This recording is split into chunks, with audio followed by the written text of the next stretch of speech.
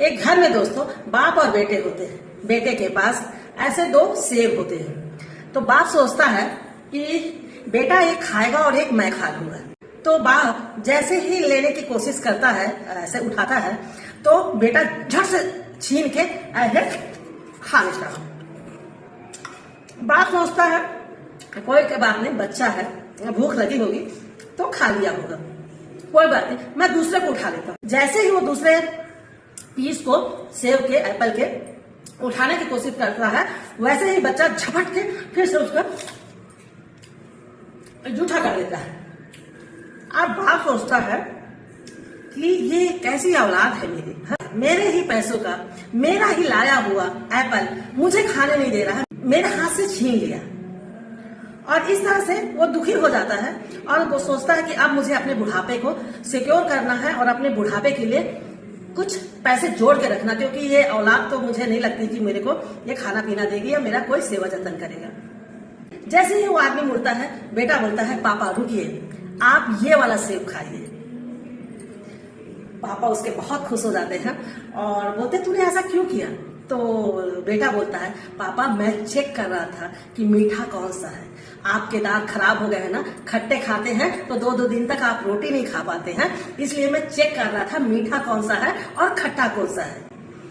तो दोस्तों, ये कहानी सुनाने का मेरा एक ही मकसद था कि हम कई बार पूर्वाग्रह लगा लेते हैं, पहले से ही सोच लेते हैं कि फला आदमी गलत है, फला आदमी ऐसा है, फला आदमी वैसा है, और उसके बारे में हम जानते नहीं है कि वो आखिर है क्या। अपने मन से सोच लेते हैं, थोड़ी सी कुछ उसकी एक्टिविटी ऊपर नीचे देखते हैं और हम सोच लेते हैं कि वो आदमी गलत है, हमारे बारे में गलत ही बोलता है, गलत ही सोचता है। और ऐसे कई बार ऐसा होता है कि हम किसी के बारे में चाहे कितना भी अच्छा कर ले, पर सामने वाला व्यक्ति हमारे बारे में गलत ही सोचता है, क्योंकि उसने एक धारणा बना रखी है कि नहीं ये तो आदमी गलत ही है करके। जबकि उसको बिना टटोले, बिना चेंज, क्योंकि चेंज ना हमेशा आते रहते हैं, हर व्यक्ति में आते हैं, हर परिस्थिति में आते हैं। एक जैसी परिस्थिति नहीं होती, एक जैसे व्यक्ति का स्वभाव नहीं होता है ना। आप देखो बचपन में कैसा रहता है, जवानी में कैसा रहता है, फिर थोड़ा और बूढ़ा होता है तो कैसा बदलता रहता है नेचर। तो आप ये नहीं कह सकते कि कोई व्यक्ति आपसे यदि नफरत कर रहा है तो वो अंत तक ही नफरत करता रहेगा, या जो अभी प्यार कर रहा है वो बाद में। आप उसको देखिए, समझिए कि आखिर उसकी क्या पर्सनालिटी, उसका क्या व्यक्तित्व है। तो दोस्तों, ऐसा आप लोग यदि करते हैं, तुरंत किसी के बारे में डिसीजन ले लेते हैं, तुरंत कुछ बोल देते हैं, तो ऐसा मत करा करिए। और मैं एक आपको लाइव घटना भी बताती हूँ। मैं और मेरे हस्बैंड गए थे गोलगप्पे खाने, गुपचुप खाने, है ना। तो गए थे, तो हम लोग जब गुपचुप खा लिए तो हम लोग उसको बोले कि एक दही वाला जो गुपचुप होता है उसकी प्लेट भी बना दिए।